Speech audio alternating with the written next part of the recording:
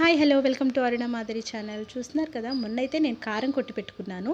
So ఆ కారంతో ఇయ్యాల నేను టేస్ట్ చేయాలనుకుంటున్నాను అనమాట రైస్లో. ఇంతకుముందు కూడా నేను వేరే వీడియోలో పెట్టానన్నమాట. అన్నంలో కారం పొడి, అల్లం ఎల్లిగడ్డ పేస్ట్, కొంచెము లైట్గా సాల్ట్, ఇంకా నూనె వేసుకుని రెడ్గా కలుపుకుని తిన్నాను. సో ఈ కారం కూడా అంతకన్నా మంచి టేస్ట్ వస్తుందన్నమాట. చాలా బాగుంటుంది. ఈ కారం పొడి ఎలా తయారు చేసుకోవాలి అనేది మాత్రం నేను మీకు కింద లింక్లో ఇచ్చాను, అందులోకి వెళ్ళి చూడండి.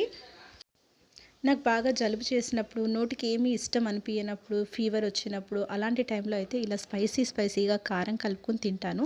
సో ఇప్పుడైతే బాగా జలుబు చేసిందనమాట. 2-3 రోజుల నుంచి అది తగ్గట్లేదు. ఇంకా క్లైమేట్ కూడా చల్లగా ఉంది కదా, అలా అని చెప్పేసి నేనేం చేశాను, గుడ్లు ఉడకబెట్టుకున్నాను. సో ఫస్ట్ టైం నేను 2 గుడ్లు ఉడకబెట్టుకుని తింటున్నాను అనమాట. సో నేనైతే చూడండి, చాలా టేస్టీగా ఉంటుంది. ఈ కారం పొడిలో పక్కన ఉడకపెట్టిన గుడ్డు వేసుకుని